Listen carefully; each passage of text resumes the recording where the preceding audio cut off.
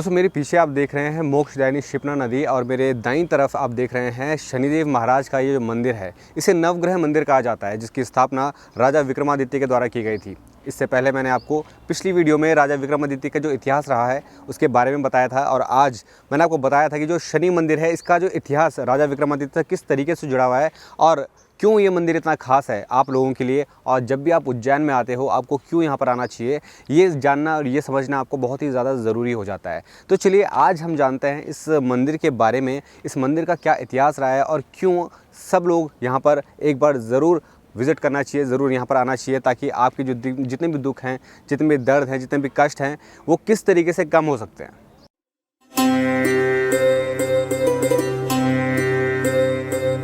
जय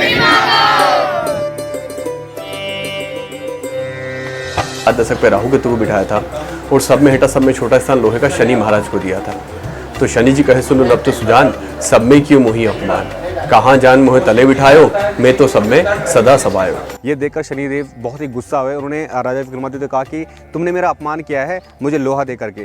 तो विक्रमादित्य ने हाथ जोड़कर क्षमा की थी। उन्होंने कहा था कि ये तो मेरा काम है और मैंने कोई भी ऐसा भेदभाव नहीं किया है कि आप कि नसीब में मैं आपको ये दूंगा। तो जो शनिदेव थे वो बहुत ही गुस्से वाले थे। उन्होंने कहा था ठीक है तुमने मेरा अपमान किया है, लेकिन मैं इस चीज़ का बदला तुमसे लेकर के रहूँगा। पाठ करते हैं तो यहाँ पे 9 दिन के लिए पाठ होता है। तो इसमें अपन को धन पुत्र आदि के लिए होता है, सतचंडी भी होती है, और किसी को पुत्र की हानि होती है उसके लिए भी हो जाता है। सब अलग अलग प्रकार के कष्टों दुख करते हैं, अलग अलग जिसको पुत्र संपत्ति हानि होती है उसके लिए कर सकते हैं।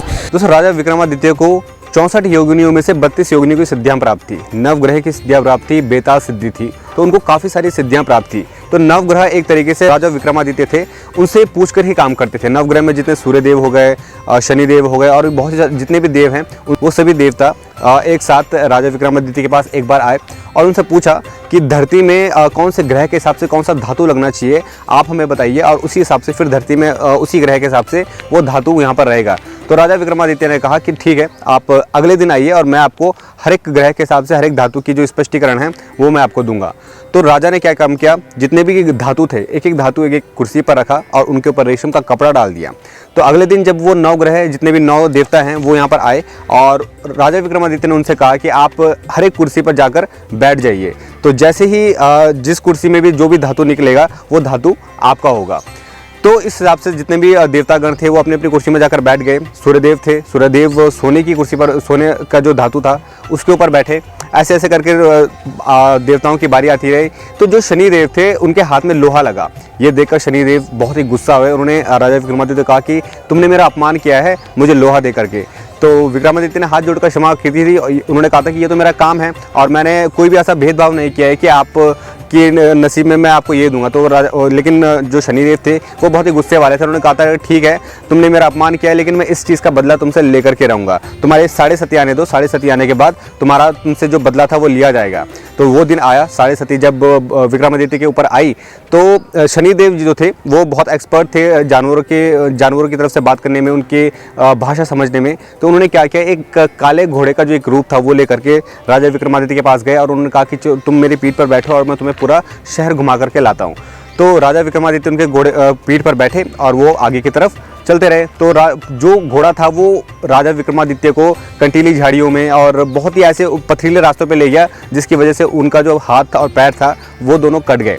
अब जब वापस राजा विक्रमादित्य अपने महल में आए तो जितने भी जनता दरबार था उस दरबार ने राजा विक्रमादित्य को अपना राजा चुनने से बिल्कुल भी मना कर दिया कि नहीं, अब हम आपको राजा नहीं चुन सकते, क्योंकि ना तो आपके हाथ है ना तो आपके पैर है, आप किस तरीके से हमारा जो डिसीजन है वो हमारे लिए ले पाएंगे। तो उनको वहाँ से दरबार से बाहर निकाल दिया गया।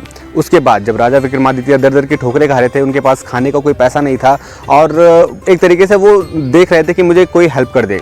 तो जब उनके पास 7:30 चल रही थी तो वो एक रास्ते में यूँ ही बैठे थे। तो एक किसान उनको मिला। तो किसान ने उनको कहा कि आप अगर कोई काम कर सकते हैं तो मैं आपको काम दे सकता हूं। तो राजा विक्रमादित्य ने कहा कि ठीक है मुझे बस दो वक्त की रोटी चाहिए और आप मेरे लिए कुछ भी काम दे मैं कर सकता हूं। तो उन्होंने कहा कि मेरा जो एक बैल है वो मेरा बैल एक मर चुका है, तो अगर उस बैल की जगह पे आप मेरा कोल्हू चलाने में अगर मेरी मदद करेंगे तो मैं आपको खाना दूंगा और आपका जो भी बनता है वो मैं आपको दूंगा। तो उन्होंने इस काम के लिए हाँ कर दिया और वो पूरे 7.5 साल तक वो जो तेली होता है जिसमें बैल गोल गोल घूमकर पीस कर जो तेल निकालता है, वो काम उन्होंने पूरे साढ़े सात साल तक किया। तो जो शनिदेव थे, तो उनको ये देखकर बहुत ही ज़्यादा तरस आया, और वो तरस आने के बाद वो राजा विक्रमादित्य के पास गए और उन्होंने कहा कि मैं तुम्हें देखकर बहुत ही भाव विभोर हूँ और मैं अपनी गलतियों की क्षमा चाहता हूँ कि मैंने तुमको इतनी कठोर तपस्या दी। तो अब से मैं तुम्हारा जितना भी जो शरीर था वो सही करता हूँ, और जितनी भी तुम्हारी चीज़ें थी, तुम्हारा गौरव था, तुम्हारा पौरुष था, वो सब तुमको वापस करता हूँ। तो राजा विक्रमादित्य ने कहा कि आप भले ये मुझे मत दीजिए, लेकिन आप मेरे पे एक मदद कीजिए कि जितना कष्ट मैंने इन 7.5 साल में झेला है, किसी भी इंसान के ऊपर इस साढ़े सती अगर आती है तो उसके ऊपर इतना कष्ट ना दे।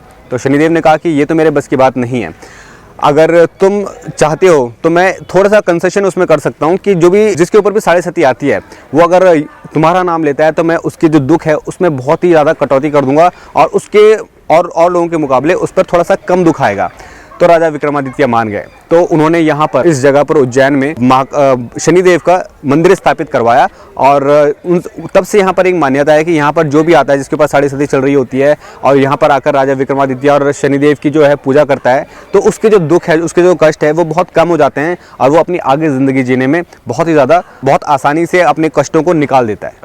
4 ही हाथ पांव तक उनके कट गए थे, और जब कष्ट भोग करके यहाँ पे आए तो यहाँ आकर के उन्होंने अपनी गलती सुधारी थी। प्रथम यहाँ पे शनि महाराज की स्थापना करी और आसपास पूरे नवग्रह देवता की स्थापना करी, और यहाँ पे शिवलिंग स्वरूप ही शनि महाराज की स्थापना है। पूरे भारतवर्ष में शिवलिंग स्वरूप स्थापना शनि महाराज की कहीं भी नहीं है, सिर्फ यहाँ पे है। राजा विक्रमादित्य जो थे उनके आराध्य देव महाकालेश्वर देवता थे, तो यहाँ पे शिवलिंग स्वरूप ही स्थापना है, और 3 नदियों का संगम है यहाँ पे, शिप्रा, ख्याता और गंडकी, इसलिए ये त्रिवेणी है, और त्रिवेणी संगम पे नवग्रह शनि मंदिर की स्थापना है। और ये मंदिर पूरा वायुमंडल के द्वारा स्थापित है। जैसे ऊपर की जो स्थिति है, बीच में सूर्यनारायण भगवान है, और आसपास ही पूरा ऑल पैटर्न से पूरे। और यहाँ पे प्रथम पहले गणेश जी की स्थापना है, बीच में 7.5 शनि महाराज की स्थापना है, उनके ही पास में ढैया शनि महाराज की स्थापना है, और ऊपर बालाजी हनुमान जी महाराज की स्थापना है, और नीचे शिवलिंग स्वरूप स्थापना है यहाँ पे। और जिस ग्रह का जैसा प्रभाव है, वैसे ही मंदिर के ऊपर के उस समय के गुम्बज भी बने हुए हैं यहाँ पे। शनिश्चरी अमावस्या पे 2.5 से 3 लाख पब्लिक का यहाँ पे मेला भराता है। यहाँ पे पुरानी प्रथा है, यहाँ से पुराने वस्त्र छोड़ करके यहाँ से नए वस्त्र धारण करके जाया जाता है। और 3.5 पीठ में से पूर्ण एक पीठ है ये। 2.5 पीठ पूरे महाराष्ट्र में है और एक पीठ यहाँ पे है ये। और यहाँ पे दर्शन मात्र से सब कष्टों की निवृत्ति होती है। ये यहाँ का पूरा महत्व है।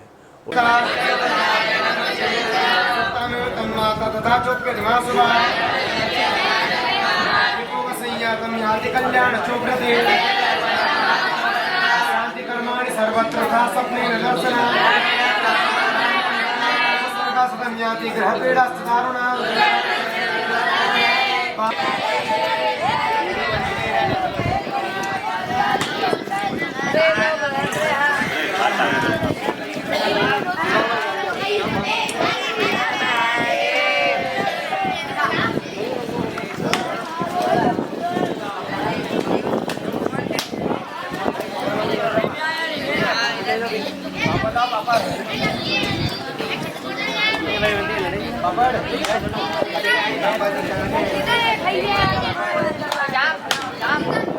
पे ये चैत्र नवरात्रि शुक्ल पक्ष में नवरात्रि का पाठ होता है।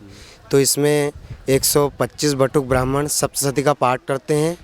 तो यहाँ पे 9 दिन के लिए पाठ होता है। तो इसमें अपन को धन पुत्र आदि के लिए होता है, सतचंडी भी होती है, और किसी को पुत्र की हानि होती है उसके लिए भी हो जाता है। सब अलग अलग प्रकार के कष्टों दुख करते हैं, अलग अलग। जिसको पुत्र संपत्ति हानि होती है उसके लिए कर सकते हैं।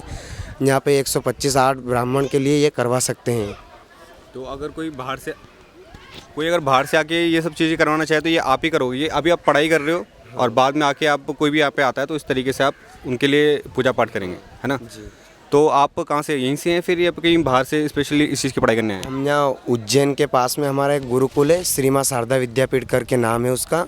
तो उसमें 75 ब्राह्मण हैं। तो हमारे गुरुदेव हमको पढ़ाते हैं। सुबह 8 से तो 12 तक पढ़ाई होती है हमारी ये। अच्छा, और यहाँ पे कितने साल से कितने साल तक के जो बच्चे हैं वो यहाँ पे पढ़ाई करते हैं? यहाँ पे 13 साल से 14 साल के, यहाँ पे कुल मान के 16 साल तक के बच्चे पढ़ाई कर सकते हैं। इसमें 2 पढ़ाई होती है, एक कर्मकांड की पढ़ाई होती है जो वो 4 साल का कोर्स से रहता है, और एक पढ़ाई रहती है जो 7 साल की रहती है, जैसे शुक्ल यजुर्वेद नाम करके है, वो पढ़ाई होती है जो 7 साल का कोर्स से रहता है। तो दोस्तों ये थी कहानी शनिदेव महाराज की। और अगर आपके ऊपर भी शनिदेव का प्रकोप है और साढ़े साथी चल रही है तो आप आइए उज्जैन के शनिदेव के इस मंदिर में, और आपके पास जितने भी कष्ट हैं वो सारे कष्ट आपके दूर हो जाएंगे। उज्जैन का सफ़र अभी बहुत लंबा है, आपको मैं आगे भी बहुत सारे अभी ऐसे मंदिर दिखाऊंगा जिनकी कुछ कहानी है, जिनकी कुछ मान्यताएं हैं। तो आप बने रहिए हमारे साथ इस वीडियो में और इस चैनल को सब्सक्राइब कर लीजिए ताकि आपको लगातार उज्जैन के जितने भी मंदिर हैं उन सब से रूबरू हो पाएँ, उन सब की कहानी आप तक पहुँच पाए। जय महाकाल।